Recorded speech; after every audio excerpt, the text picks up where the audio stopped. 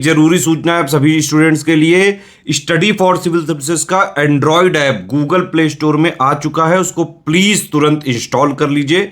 और अगर आप स्टडी फॉर सिविल सर्विसेज के सिर्फ ऐप से कोई भी कोर्स, कोई भी पीडीएफ परचेस करते हैं तो उसमें अप्लाई कूपन, अगर आप ज्ञान सर जो है आप उसमें अप्लाई करते हैं, ये कूपन कोड है, तो उसमें 20% फीस तुरंत माफ हो जाएगी, मतलब 20% डिस्काउंट तुरंत उसमें लग जाएगा।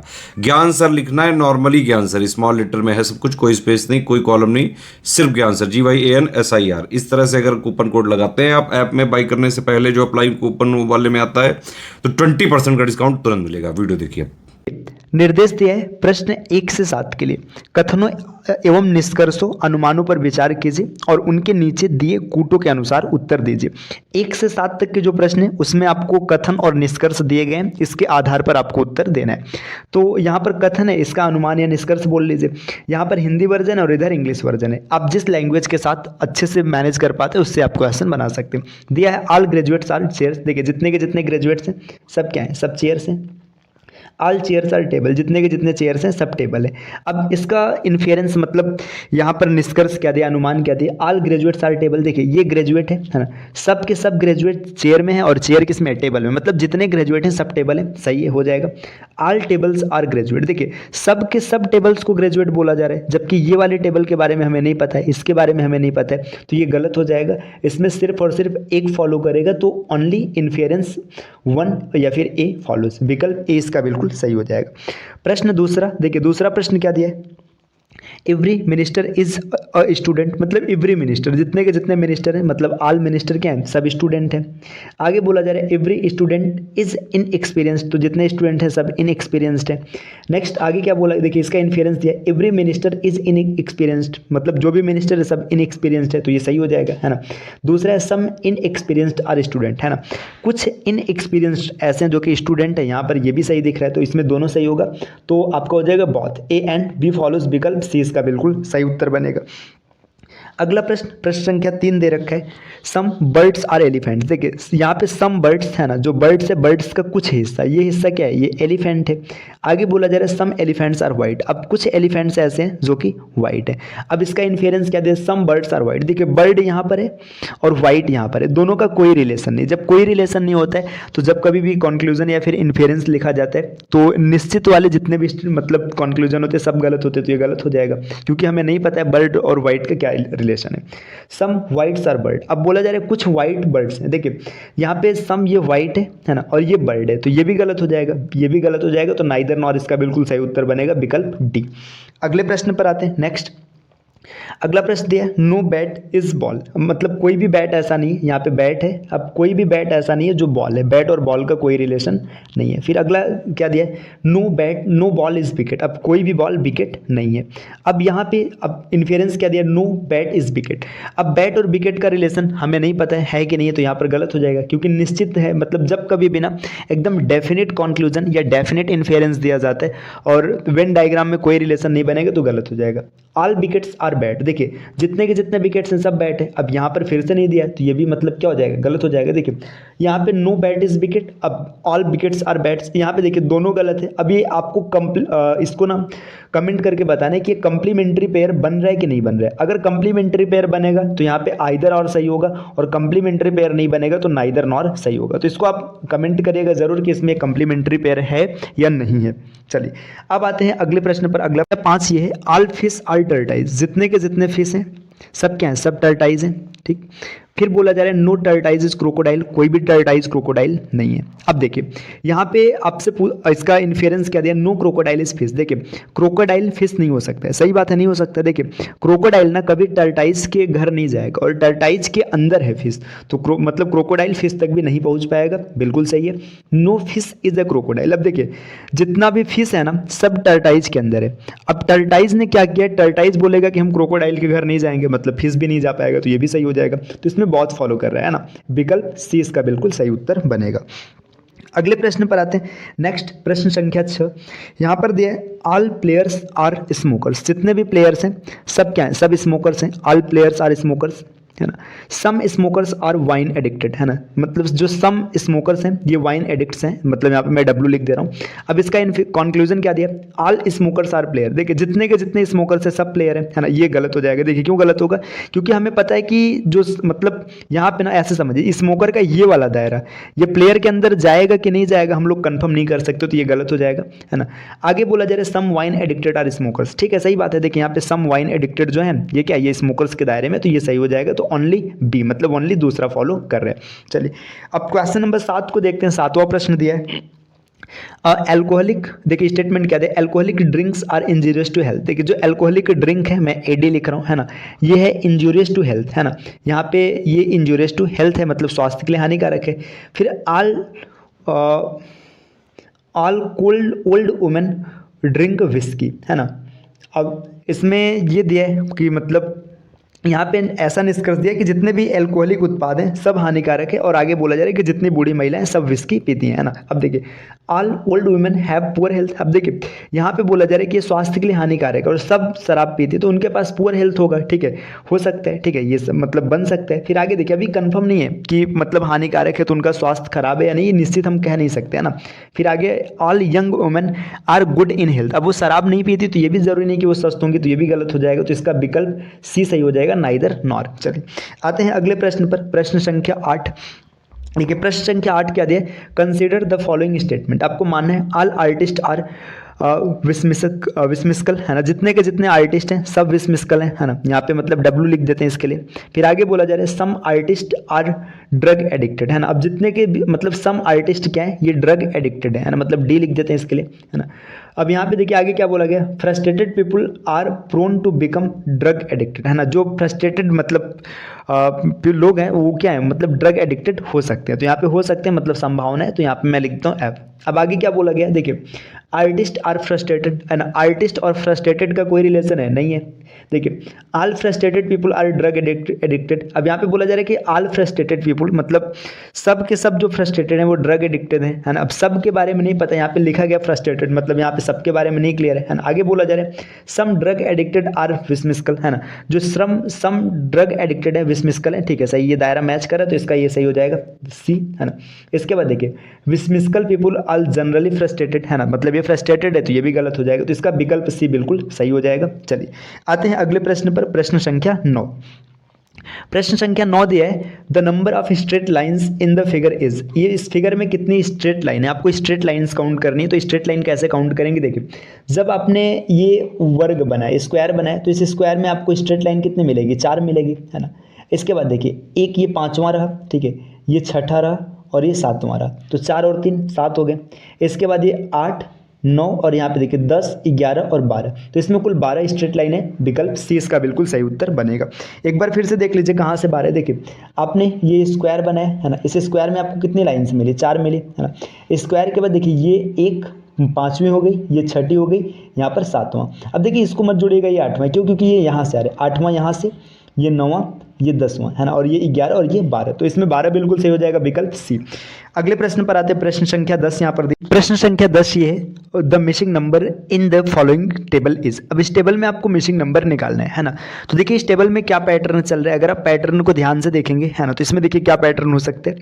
यहाँ पे 5 3 7 और 6, मतलब ये किसी प्रकार संबंधित है, या तो ये अप टू डाउन चलेगा या तो लेफ्ट टू राइट चलेगा। तो हम लोग अप टू डाउन देखते हो, देखिए क्या हो सकता है इसमें, ठीक है 5 3 8 8 और 6 14, 14 का आधा, देखिए यहाँ पे इन तीनों को जोड़ा गया 5 + 3 + 6/2, अगर करेंगे तो आपको 7 मिल जाएगा। अगले पैटर्न को देखिए 17, है ना, 17 में 21 जोड़ दीजिएगा, 17 में 21 जोड़ेंगे तो 38 38 और 10 48, 48/3 करेंगे तो आपको मिलेगा 16, है ना। तो इसी प्रकार आपको क्या करना होगा, देखिए 2 हो गया बटे 3, अब बटे 4 मिलेगा, तो आप 9 7 16, है ना, 16 प्लस इसकी वैल्यू नहीं पता तो x मान लेते हैं, x बटे अब यहाँ पर 4 करेंगे और बराबर आपको 8 मिलना चाहिए, तो ये 4 इधर आएगा मल्टीप्लाई हो जाएगा, तो 16 + x = 32 हो जाएगा। अब x इधर प्लस इधर आएगा माइनस हो जाएगा, तो x = 16, विकल्प डी इसका बिल्कुल सही उत्तर हो जाएगा। चलिए आते हैं अगले प्रश्न पर, प्रश्न संख्या 11 दिया है, यहाँ पर क्या दे रखा है, A is shorter than B but taller than C. देखिए जो ए है ना, ए क्या है, शॉर्टर देन डी, है ना, डी से छोटा है, but taller than C, C से बड़ा है। D is shorter than B, तो जो डी है ये shorter than B but taller than A, है ना, ये भी सही, अभी अभी तक सेट है ना। B is shorter than A, यहाँ पर कोई लाइन मिस हो रही है क्या, एक मिनट रुकिएगा, माफ कीजिएगा। चलिए अब यहाँ पर फिर से देख लेते हैं कि ए इज शॉर्टर देन डी, जो ए है ये शॉर्टर है डी से, है ना, बट टॉलर देन सी, लेकिन टॉलर है किससे, सी से, ठीक।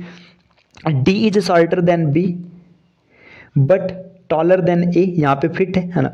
फिर आगे B is shorter than A, रुकिए अच्छे हिंदी के पैटर्न में देखते हैं, हो सकता है इसमें कुछ मिस्टेक हो, है ना। ए डी से नाटा है परंतु सी से लंबा है, जो ए है ना ये डी से नाटा है और सी से लंबा है, ठीक है। डी बी से नाटा है, डी जो है बी से नाटा है परंतु ए से लंबा है, सही है।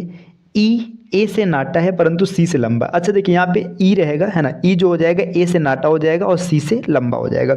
यहाँ पे ना मतलब ये मिस्टेक है, टाइपिंग मिस्टेक है, इस वजह से नहीं बन रहा था, ठीक है। इंग्लिश में थोड़ा सा टाइपिंग का मिस्टेक है। देखिए अब यहाँ पे पूछा जा रहा है कि दो सबसे लंबे व्यक्ति कौन है। देखिए सबसे लंबे एक बी है और एक डी है, तो विकल्प सी इसका बिल्कुल सही हो जाएगा। देखिए अगर आप क्वेश्चन गलत पढ़ेंगे या फिर क्वेश्चन में कुछ मिसप्रिंट रहेगा तो क्वेश्चन नहीं बनेगा, आपको परेशान होना पड़ेगा। तो इसमें थोड़ी सी टाइपिंग की मिस्टेक थी। चलिए आते हैं अगले प्रश्न पर। नेक्स्ट प्रश्न संख्या 12 क्या है, अधोलिखित श्रृंखला में अगली कौन सी संख्या आएगी। आपको बताना है कि आगे कौन सी संख्या आएगी। देखिए यहाँ पे क्या पैटर्न चल रहा है, तो यहाँ पे 5 बढ़ा है, 3 कम हुआ है, 2 बढ़ा है, 3 बढ़ा है, तो इसका अल्टरनेट देखते, देखिए 3 से 5 हो गया, है ना, 5 से 8 हो गया, 8 से 12 हो गया। देखिए यहाँ पर +2 है, यहाँ पर +3 है और यहाँ पर +4 है। इस तरीके से देखिए 8 से 7 हो गया, -1, 7 से 5 हो गया, -2, तो 5 से -3 करेंगे तो आपको 2 मिलेगा, तो इसका बिल्कुल सही उत्तर हो जाएगा 2, विकल्प ए।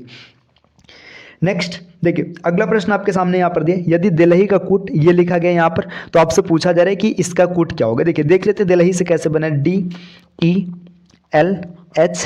दिलही है, दिलही का कूट लिखा गया HIPLM, है ना। तो इसमें आपको ना ये कोड फाइंड करना है, कोड फाइंड कर लीजिएगा कि इसमें क्या चल रहा है, कितने कितने लेटर्स का फर्क है, तो इससे आप आराम से क्वेश्चन नंबर 13 को टैकल कर लेंगे।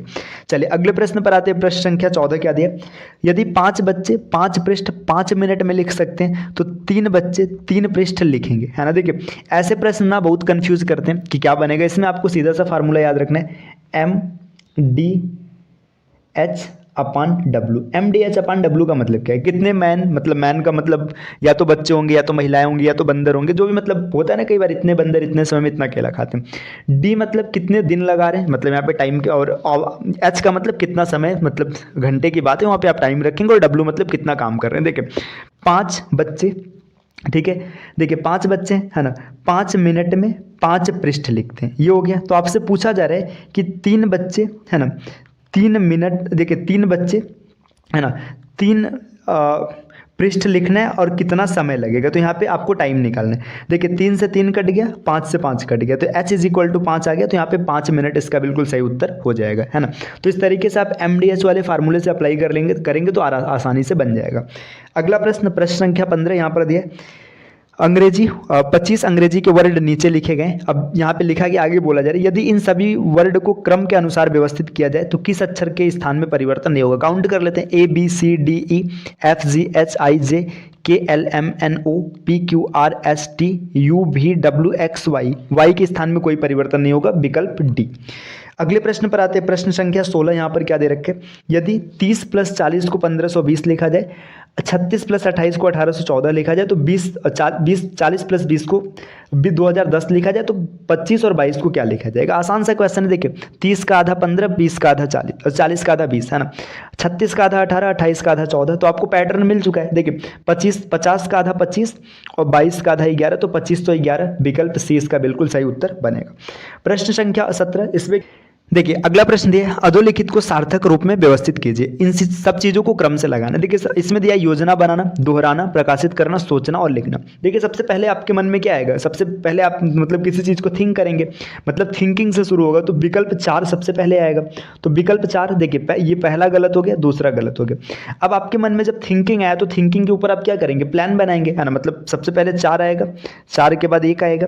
अब आपने देखिए आपने सोच लिया, है ना, देखिए आपने विचार आ गया, आपने प्लान बना लिया। अब उस प्लान को लिखेंगे मतलब 5वां आएगा, है ना। लिखने के बाद आप उसको फिर से रिपीट करेंगे और रिपीट करने के बाद प्रकाशित करेंगे, तो इसमें विकल्प सी बिल्कुल सही हो जाएगा। आते हैं अगले प्रश्न पर। नेक्स्ट अगला प्रश्न दिया है कि अधोलिखित सारिणी में लुप्त संख्या है। अब इस सारिणी में ना आपको लुप्त संख्या बताना है, इस सारिणी में लुप्त संख्या क्या चलेगा। देखिए यहाँ पे पैटर्न क्या चल रहा है, यहाँ पे पैटर्न, अब ये पैटर्न आपको फाइंड करना है। यहाँ पे 2, 3, 5 ये किसी प्रकार से आपस में संबंधित होंगे, या फिर 2, 17 और 23 आपस में संबंधित होंगे। तो देखिए इसमें पैटर्न क्या चल रहा है, किसी भी प्रकार से ना 2 और 17 को मिला करके 23 बनाएंगे, तो 2 को 6 करेंगे तो 17 6 23 हो जाएगा। लेकिन यहाँ पर ये पैटर्न मैच नहीं करेगा, है ना, 5 6 का 30, है ना, ये पैटर्न मैच नहीं कर रहे। तो चलिए देखते हैं इसमें क्या पैटर्न चल रहा है। आप भी थिंक करिए, है ना, विचार करिए इसमें क्या पैटर्न चल रहा है, ताकि आसानी से इसका आंसर बन जाए, है ना। 17, इधर से 5 माइनस हुए, इधर से 4 माइनस हुए, यहाँ पर 1 प्लस हुआ है, यहाँ पर 2 प्लस हुआ है ना। तो यहाँ पर अगर आप देखेंगे तो इसका डिफरेंस कितने का बनेगा, 23, ये 15 का डिफरेंस बनेगा। यहाँ पर प्लस प्लस है, तो यहाँ पर अगर 7 प्लस करेंगे तो 23 और 7 30 हो जाएगा। तो 30 इसका बिल्कुल सही उत्तर हो जाएगा, विकल्प डी, है ना। तो इसमें जो पैटर्न चल रहा था, पैटर्न क्या चल रहा था इसको देखिएगा। पैटर्न कैसे बना है, यहाँ पर 2 में 1 जुड़ा 3 आ गया, यहाँ पर +1 है, यहाँ पर +2 है, ये पैटर्न चला। अब इस प्रकार देखिए, यहाँ पर -5 है और यहाँ पर -4 है। तो इस तरीके से देखिए, पहले +1 +2 -5 -4, तो यहाँ पर क्या होगा, देखिए इन दोनों का डिफरेंस है 15, है ना। 15 किस क्रम में टूटेगा, 7 और 8 में। तो पहले 7 जुड़ेगा तो 7 जुड़ेगा तो 30 हो जाएगा, फिर 8 जुड़ेगा तो 38 हो जाएगा। विकल्प डी इसका बिल्कुल सही उत्तर बन जाएगा।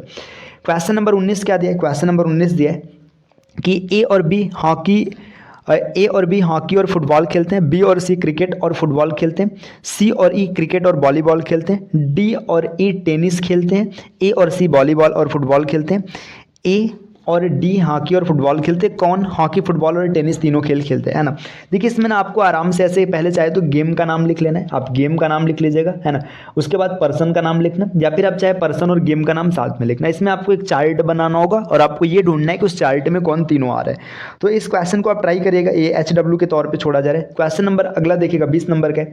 कृष्णा अपने घर से 1 किमी पूरब की ओर चला। देखिए कृष्णा का घर ये था, मान लीजिए यहाँ से 1 किमी पूरब की ओर चला, है ना। फिर तथा देखिए 1 किमी पूरब की ओर चला, पुनः 1 किमी उत्तर की ओर, है ना। तो यहाँ से 1 किमी उत्तर की ओर गया, पुनः 2 किमी पूरब की ओर, तो 2 किमी पूरब की ओर गया। इसके बाद 3 किमी दक्षिण की ओर, तो 3 किमी ये दक्षिण की ओर नीचे चला आया। तो देखिए यहाँ से 1 ये मैनेज कर लिया, यहाँ पे बचेगा 2। फिर आगे बोला जा रहा है कि 3 किमी पश्चिम की ओर, तो 1 और 3 मतलब ये 3 किमी यहाँ पर आ गया, है ना, यहाँ पर आ चुका है। अब बोला जा रहा है कि उसे अपने घर पहुँचने के लिए किस दिशा में कितना चलना होगा। देखिए यहाँ पे 2 किलोमीटर चलना होगा ऊपर की ओर, ऊपर मतलब नॉर्थ डायरेक्शन में। तो कृष्णा को 2 किमी चलना पड़ेगा, और किस दिशा में, उत्तर दिशा में। तो विकल्प डी इसका बिल्कुल सही हो जाएगा। तो देखिए आज की ये पहली प्रैक्टिस सेट रही, हमने 20 क्वेश्चन को प्रैक्टिस किया है। इस प्रकार जितने भी प्रैक्टिस सेट रहेंगे उसमें हम लोग 20-20 क्वेश्चन को प्रैक्टिस करेंगे। तो चलिए फिर मिलते हैं आपसे नेक्स्ट वीडियो में। अगर वीडियो पसंद आया तो लाइक कर दीजिएगा।